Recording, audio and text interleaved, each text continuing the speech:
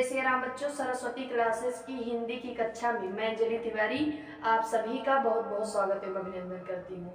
बच्चों, आज मैं आप लोगों के समक्ष हिंदी विषय की एक बहुत ही महत्वपूर्ण टॉपिक जिसका नाम है वर्णमाला को लेकर आज मैं आप लोगों के समक्ष उपस्थित हूँ। आज की ये जो कक्षा है, ये जितने भी कॉम्पिटिटिव एग्जाम हैं की तैयारी करने वाले विद्यार्थी हैं, जिन जिन परीक्षाओं में हिंदी भाषा से प्रश्न पूछे जाते हैं, उनके लिए ये वाली वीडियो काफी ज्यादा हेल्पफुल होगी। तो आइए, आज का हमारा टॉपिक है वर्ण विचार। आइए जानते हैं कि वर्ण विचार के अंतर्गत हमें क्या क्या पढ़ना है तथा किस किस तरह से प्रश्न परीक्षा में पूछे जाएंगे। तो आज की चर्चा का जो मूल बिंदु है बच्चों, यानी आज की इस कक्षा में जिसके जिसके विषय में आपको जानना है, क्या जानना है और किस तरह से आप उसे जानेंगे, तो ये चर्चा का मूल बिंदु जो है वो है पहला आपका वर्ण का स्वरूप। सबसे पहले आप जानेंगे वर्ण का स्वरूप कैसा है, हिंदी के वर्ण कौन कौन से, यानी स्वर और व्यंजन के विषय में आप जानेंगे आज की कक्षा में, और वर्णों का उच्चारण स्थान जो कि अति महत्वपूर्ण है। लगभग हिंदी से अगर प्रश्न उठता है तो हिंदी वर्णमाला यानी वर्णों के उच्चारण स्थान से जरूर कोई ना कोई प्रश्न अक्सर परीक्षा में पूछा जाता है। तो यदि आप एक बार भली प्रकार से इसे पढ़ लेंगे तो आपसे कभी भी गलती नहीं होगी। तो पहला आपको वर्ण का स्वरूप, दूसरा हिंदी के वर्ण यानी स्वर और व्यंजन के विषय में पढ़ना है, और वर्णों का उच्चारण स्थान, इतना आज आपको इस कक्षा में जानना है। तो सबसे पहले वर्ण विचार, इसको इंग्लिश में क्या बोलते हैं, फोनोलॉजी। इंग्लिश में भी जाने क्या बोलते हैं, वर्ण विचार यानी फोनोलॉजी। इसी में है ध्वनि, आपका ध्वनि। आइए पहले जानते हैं ध्वनि क्या है, तब पश्चात हम आपको वर्ण से अवगत कराएंगे कि वर्ण क्या है। तो बच्चों, ध्वनि देखिए, यानी चाहे जो कुछ भी हम बोलते हैं वो क्या है, ध्वनिया। यानी जैसे आ ई उ हम कुछ भी बोल रहे हैं तो ये ध्वनियां हैं। और यदि हम इन्हीं ध्वनियों को लिखित रूप प्रदान कर दें, यानी इन्हीं ध्वनियों को लिख दें, जैसे आ ई उ हमने ये उच्चारित किया मुख से, तो ये क्या है, ध्वनियां हैं। ध्वनि क्या है, सुनने में आती है, बोलने में आती है, लेकिन जो आपका वर्ण होता है वो लिखने, पढ़ने, देखने में आता है। यानी जो ध्वनि है वो केवल ध्वनि को हम बोल सकते हैं या सुन सकते हैं, लेकिन उसे हम देख नहीं सकते हैं। लेकिन जब हम ध्वनियों को लिखित रूप प्रदान कर दें, यानी उन्हें लिख दें, तो वो आपका हो जाता है वर्ण। आई होप आपको ध्वनि और वर्ण समझ में आया होगा क्या है। यानी जो कुछ हम बोलते हैं, हमारे मुख से जो भी ध्वनियां उच्चारित होती हैं, यानी जो भी हम अपने मुख से बोलते हैं वो होता है हमारा ध्वनि, और यदि हम उसी को लिख दें, लिखित रूप दे दें, तो वो आपका होता है वर्ण। तो ये था ध्वनि और वर्ण में सूक्ष्म अंतर। कई कई भाषा की सबसे छोटी इकाई को ध्वनि कहते हैं या वर्ण कहते हैं। ध्वनि और वर्ण को एक ही मान लिया जाता है, लेकिन जो ध्वनि और वर्ण में जो बिल्कुल सूक्ष्म अंतर है वो यही इतना है कि ध्वनि जो है वो केवल बोलने और सुनने में आती है, जबकि वर्ण जो है, वर्ण को हम देख भी सकते हैं, लिख भी सकते हैं और बोल भी सकते हैं। तो ये था ध्वनि और वर्ण का सूक्ष्म अंतर। अब आइए बात करते हैं वर्ण की। ध्वनि आप लोग जान गए, अब देखिए वर्ण क्या है। वर्ण, आप एक परिभाषा वर्ण की बिल्कुल सिंपल है, जो आप बहुत पहले से ही काफी छोटी कक्षाओं से ही पढ़ते चले आ रहे हैं। भाषा की सबसे छोटी इकाई को वर्ण कहते हैं। भाषा की सबसे छोटी इकाई को वर्ण कहते हैं। छोटी इकाई को वर्ण कहते हैं, वर्ण कहते हैं। भाषा की सबसे छोटी इकाई को वर्ण कहते हैं, यानी जो ध्वनि का लिखित रूप होता है वो वर्ण होता है। और यदि हम बात करें तो भाषा की जो सबसे छोटी इकाई होती है, अर्थात सबसे शुरुआती जो इकाई होती है, जहां से पूरा भाषा बनने तक की प्रक्रिया स्टार्ट होती है वो आपका होती है वर्ण। यानी वर्ण जो है वो भाषा की सबसे छोटी इकाई है।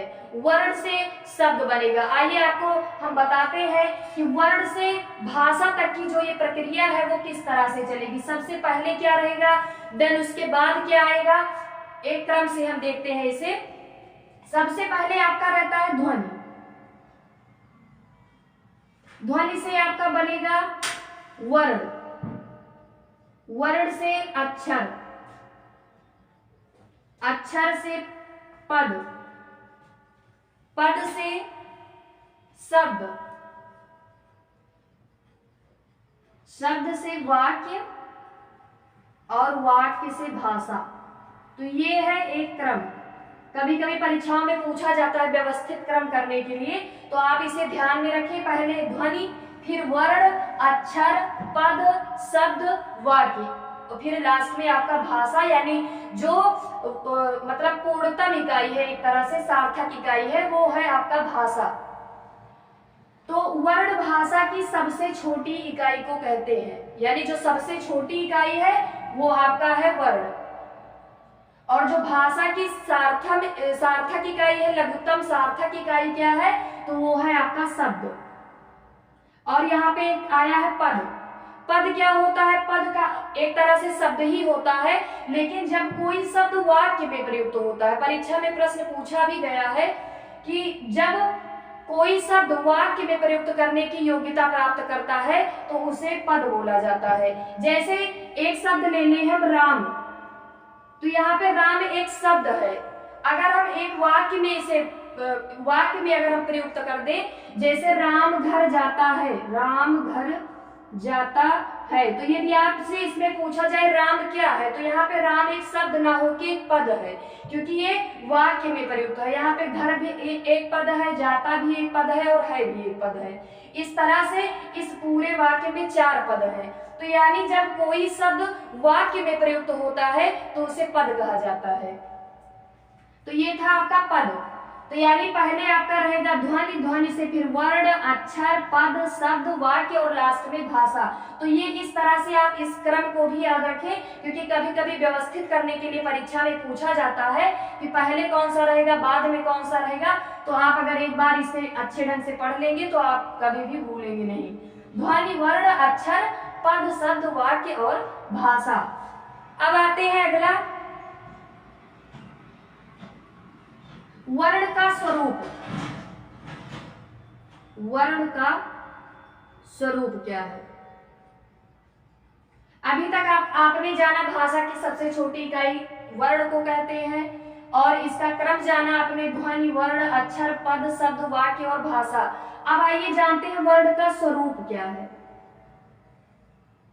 वर्ण के विषय में आपको इतना पता चल गया कि भाषा की सबसे छोटी इकाई को वर्ण कहते हैं और इसके खंड या टुकड़े नहीं किए जा सकते हैं। जैसे हिंदी वर्णमाला में बच्चों आ से लेके ज्ञ तक टोटल 52 वर्ण है। कितने वर्ण है, 52। जो मेन बिंदु है उन्हें आप अपनी नोटबुक में नोट करते चले, 52 वर्ण है। तो भाषा की सबसे छोटी इकाई जिसके खंड या टुकड़े नहीं किए जा सकते उसे क्या कहते हैं, वर्ण कहते हैं। जैसे यहाँ पे हम एक उदाहरण के स्वरूप लेते हैं, जैसे पानी। एक शब्द मैंने यहाँ पे लिया पानी। अब इसमें अगर हम ध्वनियां देखें तो 2 ध्वनियां निकल रही हैं, एक है पा और एक है नी। और यदि हम इसका खंड करें, इसके टुकड़े करें, तो इस तरह से होंगे, पा प्लस आ प्लस ना प्लस ई। तो ये आपका बनेगा पानी। यानी पानी शब्द में अगर ध्वनियां पूछे तो 2 ध्वनियां निकल रही हैं, एक पा निकल रहा है, एक नी निकल रहा है। लेकिन अगर इसमें पूछे कितने वर्ण हैं, यानी पानी शब्द को कितने टुकड़ों में तोड़ सकते हैं, तो 4, यानी पा आ ना ई। अब इसके अलावा इसके एक भी टुकड़े नहीं किए जा सकते। तो यानी वर्ण क्या है, भाषा की सबसे छोटी इकाई है जिसके खंड या टुकड़े नहीं किए जा सकते। अब आइए हिंदी के वर्ण देखते हैं कौन कौन से हैं। हिंदी के वर्ण,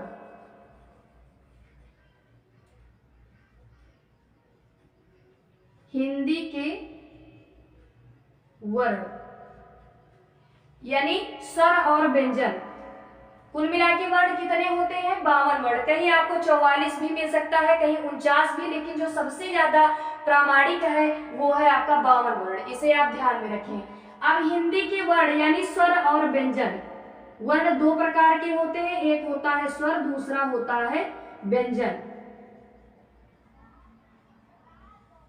हिंदी वर्णमाला में बच्चों टोटल स्वरों की संख्या जो है वो है 11 और व्यंजन कितने होते हैं? 33 व्यंजन होते हैं।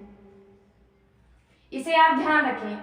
हिंदी वर्णमाला में कुल कितने स्वर होते हैं? 11 स्वर होते हैं। कितने व्यंजन होते हैं? 33 व्यंजन होते हैं। आइए अब स्वरों को देख लेते हैं कौन कौन से हैं वो 11 स्वर।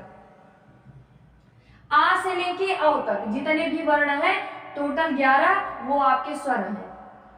जैसे आ ई उ री ए आई ओ और औ। 1 2 3 4 5 6 7 8 9 10 11 यानी आ से लेके औ तक ये टोटल 11 आपके स्वर हैं। अब आइए बात करते हैं व्यंजनों की। व्यंजनों की संख्या कितनी है? 33। व्यंजन यानी हिंदी वर्णमाला में 5 वर्ग होते हैं। कु चु टू तू पू, यानी का वर्ग, चा वर्ग, टा वर्ग, ता वर्ग और पा वर्ग। तो पहले एक एक वर्ग में कितने वर्ण आते हैं बच्चों? तो 5 वर्ण आते हैं। पहले हम का वर्ग का लिखेंगे, का ख ग घ अंगा।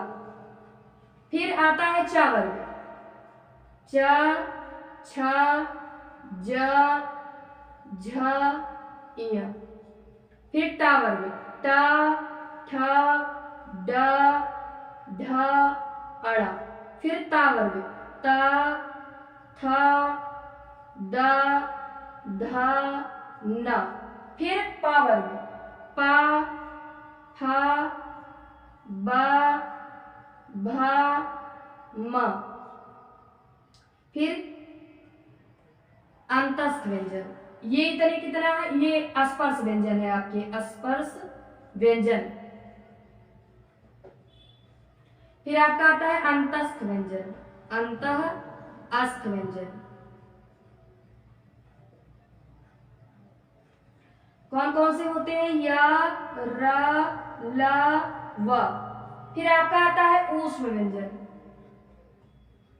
ऊष्म व्यंजन। ये आपके हैं तीनों सा, यानी बड़ा सा, हस्ती सा, छोटा सा और हा। यानी इसे हम तालव्य सा बोल सकते हैं, इसे मूर्धन्य सा और इसे दंती सा और हा को लेकर टोटल 4 वर्ण ऐसे हैं जो आपके ऊष्म व्यंजन में हैं। और या रा लावा ये 4 वर्ण हैं जो आपके अंतस्थ व्यंजन हैं। फिर इसके बाद आपका आता है संयुक्त व्यंजन, संयुक्त व्यंजन। छ त्र ज्ञ और स्र। फिर इसी में आपका आता है द्विगुण व्यंजन,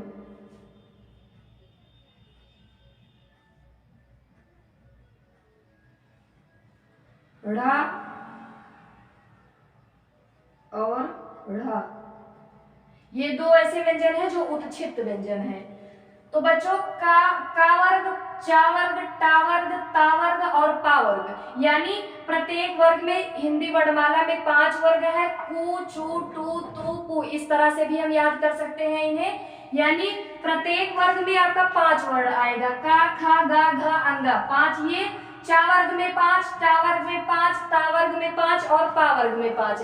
इस तरह से 5 वर्ग यानी 25 वर्ण, यानी टोटल जो आपके ये 5 वर्ग हैं यानी 25 वर्ग, ये आपका आएगा स्पर्श व्यंजन में। अब यदि आपसे परीक्षा में पूछ ले कि खा कौन सा व्यंजन है, तो आपको पता होना चाहिए स्पर्श व्यंजन है, क्योंकि ये खा किस वर्ग में आएगा? का वर्ग, और का वर्ग आपका आता है स्पर्श व्यंजन में। अब स्पर्श व्यंजनों को और किन नामों से जाना जाता है इसे भी आप जान लें। एक तो पूचू टुतुपु एक आसान है, आप जान सकते हैं। इनके पहले वर्ण के आधार पर इनका नामकरण इस तरह से किया गया है। इन्हें वर्गीय व्यंजन भी कहते हैं, वर्गीय व्यंजन। और इन्हें उदित वर्ण भी बोलते हैं, पूचू टुतुपु को उदित वर्ण भी बोलते हैं। ये जो मेन बिंदु है इनको आप अपनी नोटबुक में नोट करते चले। यानी का वर्ग, चा वर्ग, टा वर्ग, ता वर्ग और पा वर्ग, टोटल यानी प्रत्येक वर्ग में 5-5 वर्ण है। 5 वर्ग का यानी 25 वर्ण ये आपके हैं स्पर्श व्यंजन। फिर अंतःस्थ व्यंजन यानी या, रा, ला, व, ये अंतस्थ व्यंजन है और इन्हें अर्ध स्वर भी कहते हैं, इसे भी आप ध्यान रखें, अर्ध स्वर। और इसमें भी आप ध्यान रखिए, रा क्या है, ये लुंठित वर्ण है, रा लुंठित वर्ण। और जो ला है वो पार्श्विक वर्ण है।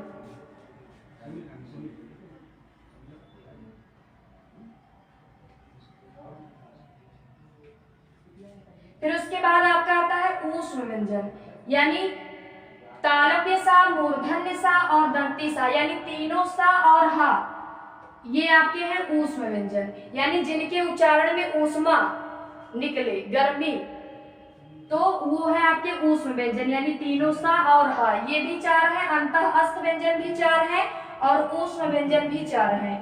और इसके बाद आपका आता है संयुक्त व्यंजन। संयुक्त मतलब ऐसे व्यंजन जो 2 व्यंजनों के योग से बने हो, यानी 2 व्यंजनों को जोड़ने से जो व्यंजन बने हैं वो है आपके संयुक्त व्यंजन। यानी छा, त्रा, ज्ञा, स्रा।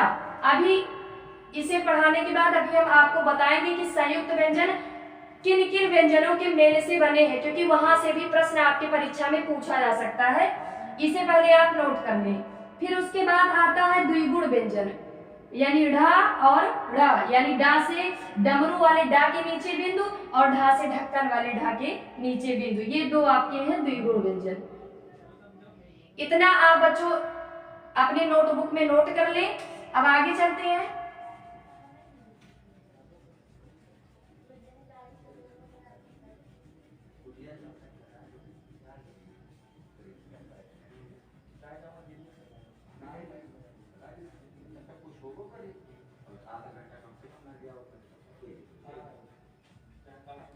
संयुक्त व्यंजन, अब आप बात करते हैं संयुक्त व्यंजन किन व्यंजनों के योग से बने हैं।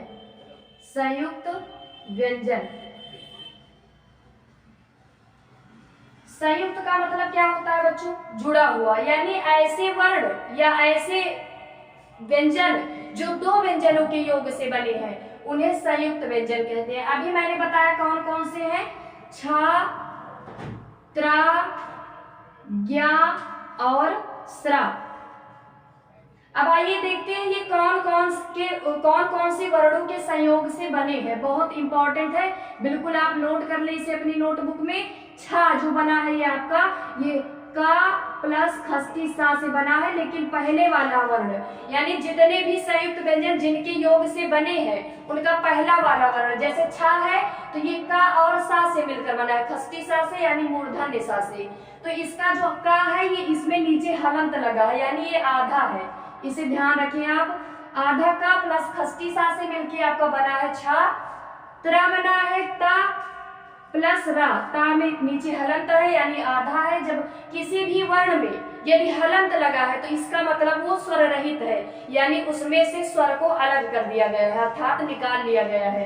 क्योंकि कोई भी व्यंजन बिना स्वर की सहायता से नहीं बोला जा सकता, यानी अगर व्यंजनों को बोलना है तो हमें किनकी आवश्यकता पड़ेगी, स्वरों की सहायता से व्यंजनों को बोला जाता है। तो त्रा यानी ता और रा से मिलकर त्रा बना है। ज्ञा बना है जा प्लस इया से, लेकिन जा में नीचे हलंत है, इसका आप विशेष ध्यान रखें। फिर आपका है स्रा, स्रा बना है बड़ा सा ये और नीचे हलंत है इसमें और रा, तो यानी छा बना है आधा का प्लस खस्ती सा से, त्रा बना है ता प्लस रा से, ज्ञा बना है जा प्लस इया से, स्रा बना है सा प्लस रा से। लेकिन जो सबका पहला पहला वर्ण है जिनके योग से वो बने हैं, उसमें सब में हलंत लगा है। यदि आपको ऑप्शन में छा किन वर्णों के योग से बना है पूछे इस तरह से प्रश्न परीक्षा में, और अगर ऑप्शन में आपको इस तरह से मिले यानी पूरा का हो, तो आप जान ले वो वाला ऑप्शन रॉन्ग है, क्योंकि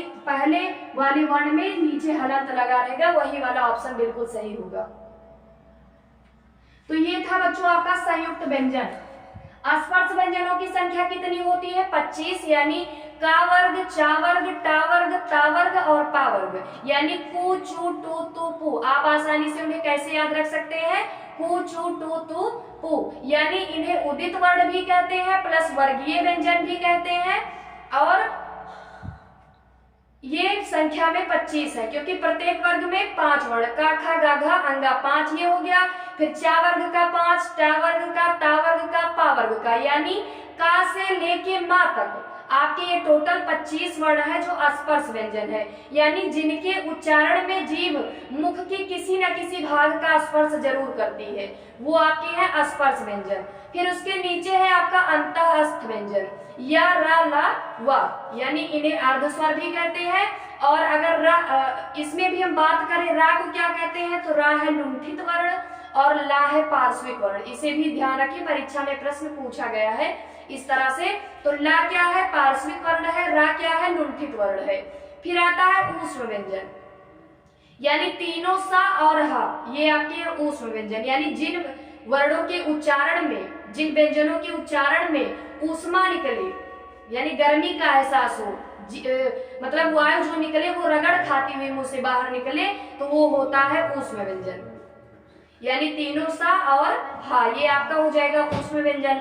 फिर आता है नीचे द्विगुण व्यंजन दो, तो यानी ढा और ढा, यानी डा से डमरू वाले डा के नीचे बिंदु और ढा से ढक्कन वाले ढा के नीचे बिंदु। तो ये था आपका हिंदी पूरा वर्णमाला, यानी स्वर कितने होते हैं? स्वर 11 होते हैं आ से लेके औ तक। और स्वरों को किस प्रत्याहार में रखा गया है, तो ये भी हम आपको बता दें, अच प्रत्याहार में रखा गया है। स्वर यानी अच प्रत्याहार, यानी ये संस्कृत में है अच प्रत्याहार में, लेकिन 9 ही, संस्कृत में 9 ही स्वर माने गए हैं, लेकिन हिंदी में आपका माने गए हैं 11 स्वर।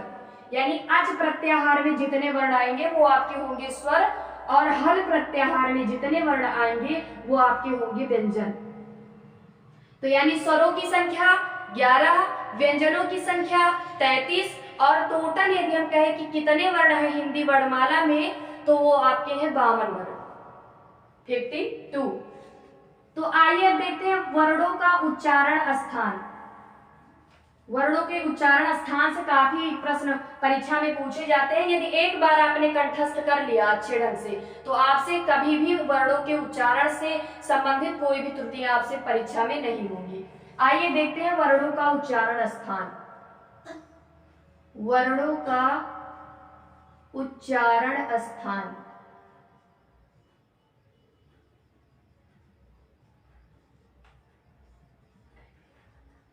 वर्णों का उच्चारण स्थान, यानी मुख से लेके मुख के अंदर, यानी जितने भी भाग हैं मुख के अंदर, जैसे कंठ, तालु, मूर्धा, दंत, ओष्ठ, नासिका, और जितने भी ये भाग हैं जहां से ये वर्ण बोले जाते हैं, वही उनका क्या है? उच्चारण स्थान है। जैसे का वर्ग आपका कहां से बोला जाता है? कंठ से, तो उनका नाम पड़ गया कंठ वर्ण। देखिए हम लिख के बताते हैं आपको। पहले का से, का, ख, ग, घ, अंगा। का वर्ग का उच्चारण स्थान क्या है? कंठ। का वर्ग का उच्चारण स्थान यहां लिख देते हैं, कंठ है, कंठ। अब इसको आप एक सूत्र के माध्यम, ये जान लीजिए सूत्र के माध्यम से आप इसे कैसे याद रख सकते हैं, वो मैं आपको बताती हूँ। देखिए, आकु विसर्जनीय नाम कंठा, एक लाइन आपको याद करना है, हमेशा के लिए आपको याद हो जाएगा, कहीं भी आपको कोई दिक्कत नहीं होगी, ना ही आप परीक्षा में कोई गलती करेंगे। देखिए, आकु विसर्जनीय नाम कंठा,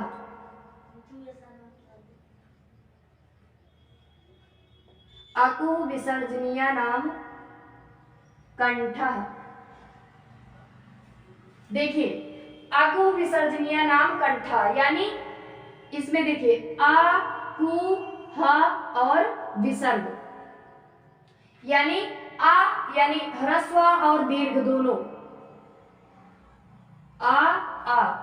कु मतलब अभी मैंने बताया कु, चू, टू, तू, पू। यदि हम कु कहेंगे तो कु कहने से का वर्ग का बोध होता है, चू कहने से चा वर्ग का बोध होता है। यानी कु कह दिया हमने तो का, खा, गा, घा, अंगा इन 5 वर्णों का बोध होता है। तो यानी छोटा आ या बड़ा आ या फिर का वर्ग, कु मतलब का वर्ग, और विसर्ग का उच्चारण स्थान जो होता है, और हा का, सॉरी, हा और विसर्ग का जो उच्चारण स्थान होता है वो होता है कंठ।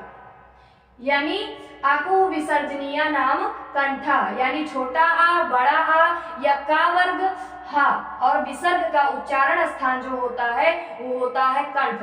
अगर आपसे पूछे परीक्षा में खा वर्ण का उच्चारण स्थान बताइए तो आप तुरंत आकु विसर्जनीय नाम कंठा, कु यानी का, खा, गा, घा, अंगा। अगर का वर्ग में से 5 में से कोई भी आ रहा है तो आप जान ले कि उसका उच्चारण स्थान कंठ होगा। और अगर हा पूछे आपसे परीक्षा में, हा वर्ण का उच्चारण स्थान क्या होगा, तो आप बताएं कंठ, क्योंकि आकु विसर्जनीय नाम कंठा। फिर इसके बाद आता है च, छ, ज, झ, इया। च वर्ग का उच्चारण स्थान होता है तालु। इसका सूत्र क्या है आप याद रखेंगे, इचु यसा नाम तालु, इचु यसा नाम तालु, इचु यसा नाम तालु। यानी ई कहने से यानी ह्रस्व ई और दीर्घ दोनों का बोध होता है। चाहे आपसे छोटी ई पूछे या आपसे बड़ी ई का उच्चारण स्थान पूछे, दोनों का ही तालु होगा। यानी ई कहने से दोनों का बोध, आ कहने से यहाँ पे ह्रस्व और दीर्घ दोनों का बोध हो रहा था, तो यहाँ भी चाहे ह्रस्व ई आए चाहे दीर्घ ई आए, प्लस चू यानी चा वर्ग, चा, छा, जा, झ, इया, यानी चू कहने से 5 वर्ण का बोध होगा, चा, छा, जा, झ, इया। इनमें से यदि कोई भी आ रहा है, या फिर या और बड़ा सा, या और बड़ा सा, इनका उच्चारण स्थान क्या है, तालु है। यानी ये तालु, इनके उच्चारण में जिह्वा हमारी जो है वो तालु का स्पर्श करती है, तो यानी ये है तालव्य वर्ण। इन्हें हम तालव्य वर्ण भी कह सकते हैं। कंठ से उच्चरित होने वाले वर्णों को कंठ वर्ण, तालु से उच्चरित होने वाले वर्णों को तालव्य वर्ण, मूर्धा से उच्चरित होने वाले वर्णों को मूर्धन्य वर्ण, और ओष्ठ से उच्चरित होने वाले वर्णों को ओष्ठ वर्ण कहते हैं। तो यहाँ पे चा, छा, जा, झ, इया, यानी चा वर्ग प्लस या और सा, बड़ा सा है, इसे ध्यान रखें, संजम वाला सा है। यानी ह्रस्व या दीर्घ चा वर्ग या और बड़ा सा का उच्चारण स्थान का क्या होगा, तालु होगा। यानी इचु यसा नाम तालु, आकु विसर्जनीय नाम कंठा, इचु यसा नाम तालु। यानी कंठ के बाद क्या आता है, तालु आता है। तो यानी का वर्ग का कंठ, चा वर्ग का तालु, और इसके बाद आता है टा वर्ग, टा, ठ, ड, ढ, अड़ा, यानी टा, ठ, ड, ढ, अड़ा। इसका उच्चारण कहां से होता है, मूर्धा से होता है, मूर्धा। यानी ऋतु रसाणाम मूर्धा, इसे आप सूत्र से कैसे याद करेंगे, ऋतु रसाणाम मूर्धा, ऋतु रसाणाम मूर्धा, ऋतु रसाणाम मूर्धा। यानी री हो जाएगा, री और टू मतलब टा वर्ग, यानी री का या फिर टू मतलब टा वर्ग, यानी टाठा, डाढ़ा, आड़ा में से कोई भी, टा वर्ग और रा और खस्ती सा, इनका उच्चारण स्थान क्या होता है, मूर्धा। यानी टाठा, डाढ़ा, आड़ा ये किस तरह के वर्ण है, तो मूर्धन्य वर्ण है, क्योंकि इनका उच्चारण स्थान मूर्धा से होता है, यानी इनका उच्चारण मूर्धा से होता है। फिर इसके बाद आगे आते हैं ता वर्ग, ता, थ, द, ध, न, ता, थ, द, ध, न। इसे आप सूत्र से कैसे याद करेंगे, ऋतु लसा नाम दंतः, ऋतु लसा नाम दंता, दंता। लृतु लसानाम दंता, यानी लृ, लृ का उच्चारण स्थान, और तू मतलब ता वर्ग, अभी मैंने बताया, कु मतलब का वर्ग, चू मतलब चा वर्ग, टू मतलब टा वर्ग, तू मतलब ता वर्ग, कु मतलब पा वर्ग, यानी 5 वर्ग होते हैं। तो ता वर्ग का जो उच्चारण स्थान होगा ये होगा आपका दंत, ता वर्ग दंत। और सा यानी छोटा सा, यानी सा से सपेरा वाला सा, इसका उच्चारण स्थान जो होगा वो होगा आपका मूर्धा, अरे सॉरी दंत। और ये वर्ण क्या कहलाएंगे? दंत वर्ण कहलाएंगे। लृतु लसानाम दंता, आप इस लाइन को याद रखें। अकु विसर्जनीय नाम कंठा, इचु यसा नाम तालु, ऋतु रसानाम मूर्धा, लृतु लसानाम दंता। अब आते हैं पा वर्ग की बात करते हैं। पा, हा, बा, भा, मा। उपपदमानीय नाम ओष्ठव, इसका सूत्र क्या है? उपपदमानीय नाम ओष्ठव, उपपदमानीय नाम ओष्ठव, यानी चाहे ह्रस्व आए या फिर दीर्घ हो। पु मतलब पा वर्ग, अभी मैंने बताया पा वर्ग, यानी पा, फा, बा, भा, मा, ये 5 वर्ण, इनका उच्चारण स्थान जो होता है वो होता है ओष्ठ, यानी चाहे ह्रस्व हुआ है या दीर्घ हुआ है या पा वर्ग, इनका उच्चारण स्थान जो होता है वो होता है ओष्ठ। उपपदमानीय नाम ओष्ठव। फिर उसके बाद आता है आपका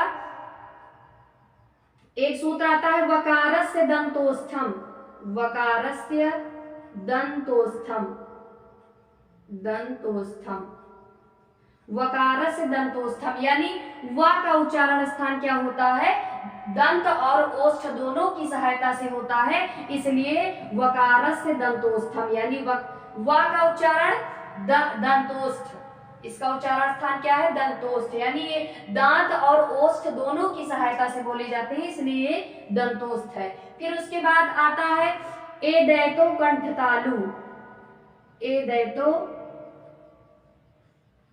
ए दैतो कंठतालु, कंठतालु, यानी ए और ऐ का, ए और ऐ का उच्चारण स्थान क्या होता है बच्चों? कंठ और तालु की सहायता से होता है, यानी दोनों, कंठ का भी और प्लस तालु का भी, दोनों के सहयोग से ए और ऐ का उच्चारण संपन्न होता है, इसलिए ए और ऐ क्या है? ये कंठ तालु दोनों की सहायता से बोले जाते हैं, इसलिए इनका उच्चारण स्थान क्या हो जाएगा? कंठ तालु हो जाएगा। फिर आता है एक ओदौतो, ओदौतो कंठोष्ठम, कंठोष्ठम, यानी ओ और औ का, ओ और औ का उच्चारण स्थान क्या होता है? कंठोष्ठ, यानी कंठ और ओठ दोनों की सहायता से होता है, इसलिए ये कंठोष्ठ वर्ण है। यानी ए दैतो कंठतालु, ओ दौतो कंठोष्ठम, यानी ए है तो यानी जान लेंगे आप ए दैतो से कंठतालु, यानी ए और ऐ का उच्चारण स्थान हो जाएगा कंठतालु से, और ओ दौतो यानी ओ है पहले तो ओ से ओ औ जान जाएंगे, कंठोष्ठम, यानी कंठ और ओष्ठ की सहायता से होता है इसका उच्चारण, इसलिए ये कंठोष्ठ वर्ण है। फिर उसके बाद एक आपका आता है यमंगणना नाम नासिका, यमंगणना, यमंगणना नाम नासिका, यमंगणना नाम नासिका, यानी इया, मा, अंगा, डा, ना और मा का उच्चारण स्थान क्या होता है? ये होता है नासिका से होता है, यमंगणना नाम नासिका। तो ये था आपका बच्चों वर्णों का उच्चारण स्थान। इसे आप जो सूत्र लिखा है इसे आप याद कर ले अच्छे ढंग से, अपनी नोटबुक में नोट कर ले, आपको हमेशा के लिए याद हो जाएगा और कभी भी वर्णों के उच्चारण स्थान से संबंधित कोई भी त्रुटि, कोई भी गलती आप परीक्षा में नहीं करेंगे। फिर से एक बार पुनः हम इसको देख लेते हैं। का वर्ग का उच्चारण स्थान कंठ से, यानी अकु विसर्जनीय नाम कंठा, यानी छोटा आ, बड़ा आ, का वर्ग और हा का उच्चारण स्थान क्या होता है, कंठ होता है। फिर इसके बाद आता है आपका तालु, यानी इचु ऐसा नाम तालु, यानी छोटी ई, बड़ी ई, चा वर्ग या और बड़ा सा का उच्चारण स्थान क्या होता है, तालु होता है। फिर उसके बाद आपका आता है मूर्धा, यानी ऋतु रसाणाम मूर्धा, री टू यानी टा वर्ग, टा ठा डा ढा अणा, यानी रा और सा का उच्चारण स्थान कहाँ से है, तो ये है आपका मूर्धा से है। ऋतु रसाणाम मूर्धा, री टा वर्ग रा और खस्ती सा का उच्चारण स्थान मूर्धा है, यानी पहले कंठ है, फिर तालु है, फिर मूर्धा है, फिर दंत है, फिर उसके बाद आपका ओष्ठ आएगा, यहाँ पे ओष्ठ, फिर उसके बाद आपका नासिक के वर्ण आएगा, फिर उसके बाद ए दैतो कंठ तालु ये वाला, फिर ओदोतो वाला, फिर लास्ट में वकार से दंतोस्थम। ऋतुलसा नाम दंता, यानी रि ता वर्ग और सा का उच्चारण स्थान होता है दंत। फिर उपपदमानीय नाम ओष्ठ, यानी उ और पा वर्ग का उच्चारण स्थान ओष्ठ होता है। फिर यमंगणना नाम नासिका, यानी इया मा अंगा अड़ा ना और मा का उच्चारण स्थान होता है नासिका। फिर वकार से दंतोस्थम, यानी वा का उच्चारण स्थान दांत और ओष्ठ की सहायता से होता है, तो ये वा जो है आपका ये दंतोष्ठ वर्ण है। फिर ए दैतो कंठ तालु, यानी ए और ऐ का उच्चारण स्थान कंठ और तालु की मदद से होता है, इसलिए ये कंठ तालु है। फिर उसके बाद ओ दौतो कंठोष्ठम, यानी ओ और औ का उच्चारण स्थान ये कंठ और ओष्ठ की सहायता से होता है, इसलिए ये कंठोष्ठ वर्ण है। तो ये था बच्चों आज आपका वर्ण से संबंधित जितनी भी जानकारियां हैं। कुछ तो आपने आज की इस कक्षा में जाना, कुछ आप कल जानेंगे। आशा करते हैं आप आज की ये वीडियो आपके लिए बहुत ही ज्यादा हेल्पफुल होगी। कल फिर हम पुनः उपस्थित होंगे आप लोगों के समक्ष इसके आगे वाला बिंदु लेकर। तब तक के लिए जय सिया राम, जय जय सिया राम।